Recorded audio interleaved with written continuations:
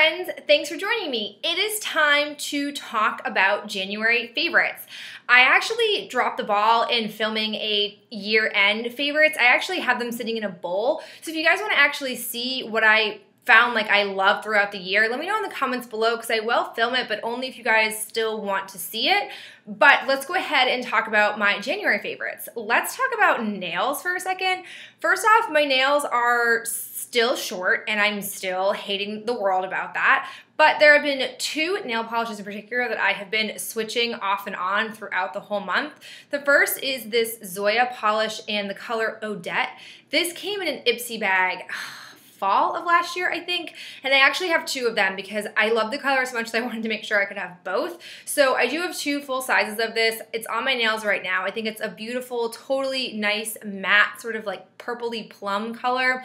I'm just a big fan of it. I think it's beautiful and I love it. I've also been loving another purple color, which is the Ruffian or Ruffian, however you pronounce it, Ambrosia. This is kind of like the same tone, but it is a metallic, and I think it's a beautiful color. I am about halfway through it. I think this could be the very first nail polish in a long time that I may actually finish up. I think it's a lovely color, and I will be sad when it's gone, but I will be proud of myself if I end up using all of it. Keeping with the hand theme, I've been loving kind of like a power couple in the hand department. This is the Wild Rose Targeted Hand Oil from the Body Shop. I think this stuff is really nice. It has a really nice soft rose scent. I like the rollerball format. I don't think it's as great as the julep oil, but it's a pretty close second. I just put this along my nail, my cuticle, and like bed, and then I do it on my palms as well because my hands have been so dry this year, it's not even funny. So I've been really liking this oil, and then I follow it up with the Absinthe, I think it's how you say it, Purifying hand cream. The packaging is not my favorite because if you squeeze it too much, it starts to ooze out when you unscrew it. But what I like about this is it's kind of like a liquidy hand cream, but it's super powerful. So you can put it on, it absorbs just like that, and then you can like literally turn hand knobs and not have a problem at all with it. So I'm a big fan of this. I don't know if I necessarily would get this scent again. I got it because it was on sale, but I think the formula is really, really nice, and I would totally recommend it, especially if you're suffering from chronic dry hands like this girl is. I have a mascara favorite. I recently did a review and like demo of this stuff, and I freaking love it. Broke my no-buy for it. Not at all upset with myself about it because I really basically got it for free. I think this is a great little set for mascara from Physicians Formula, and I would totally recommend you guys getting it, especially while they still have the $7 rebate sticker on them. Keeping up with eyes, I have been loving a eye primer. I kind of was lost when I finished my Barely Branded color tattoo because I've really been using that faithfully for a while. But I got this one in, I think it was a BoxyCharm. This is the Mica Beauty Eye Primer, and it is just this matte sort of cream or tan color. It is like the perfect color to basically sort of, if you have like veins or a bluish tint to your eyelids, it completely neutralizes your eyelids, and it's a really great primer, and I like it because I've been using more matte colors lately, and this is a really nice base to be using for any sort of matte eyeshadows. It has a high price tag though. I don't know if it's worth the like $40 price tag because I've never tried a color like this before. If you guys know of a drugstore brand that has this sort of matte cream, let me know down below because I definitely want to try a more affordable base. Speaking of eyes, we've got this Rimmel Quad, and do you see that? I've hit a little bit pan. And I feel confident that I probably almost hit some pan on this color as well. I love this quad. This is the Sun Safari Rimmel Glam Eyes. I don't know if this quad is one of the ones that's currently on clearance at CVS and Walgreens, but there are lots of Rimmel quads. I've only ever tried this one, but I own a couple other ones. I just haven't actually dug into my collection enough to use them. I love this. I think this is a really versatile quad. Today I have this brown in my crease, and then I have this sort of gold on my lid. I've also done it where I've put either one of these brown colors on my lid and used this as a highlight for my brow bone. I just think this is a really pretty palette. I put some of this into the V part of my lid and kind of blended it out. I just think it's a beautiful palette. How many times can I say beautiful? I'm not gonna say that I love this. I think it's just really affordable, and I would totally check out this little quad set. I recently have gotten into using a thicker type of under eye brightener.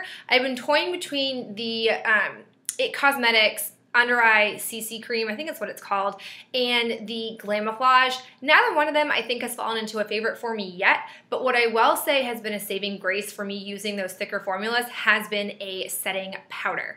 This is the MiraBella Perfecting Powder. Funny story for you. When I first got this in an Ipsy, it was one of like the first Ipsy bags that I got, and I thought this was an eyeshadow. So I literally packed this and packed this and packed this onto my eyes, and I got quite ticked off that I couldn't actually see any color payoff. So I put it to the side, just threw it in my collection, didn't think anything of it. And then when I was realizing how badly the thicker formulas were creasing underneath my eyes, I thought, I have to fix this. And I knew now in my makeup world that setting powders helped, and this stuff has been great. I'm not sure if this is a full size or a sample size, but it's really, really nice. If you guys know of other setting powders, this is very new for me to be using these powders. Let me know down below because I do want to find out more that are out there because this is going to only last me so long because I do use it pretty much every single day. Along with my setting powder, I have been using this Andre Laurent brush. It's sort of just like a nice fluffy face brush. This was a really random find. Amazon, they do these $1 deals every now and again where if you punch in some code, you can get something for $1, and then if you have Amazon Prime, it ships for free. This was one of those. Whenever I see makeup brushes that are $1, I just jump on them because I figure what the heck. This was an entire set. This is the only brush that I have used, but it is just so soft. It is just, I mean, it's so nice. It's just, it cleanly brushes your face. When I use my setting powder, it doesn't smudge anything. It just, I mean, it's just a really nice brush. I just think it's so soft, so pretty. I have a ton of other brushes that came. They came in this really nice set for $1.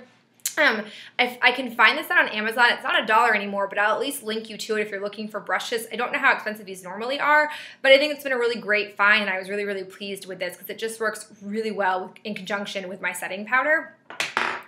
The last thing I have is a blush, an oldie but a goodie. It's my Rockateur by Benefit. I think this is just a beautiful, beautiful blush, especially for my pale complexion. It's really buildable, really nice. I think that it has just the right amount of shimmer and color payoff.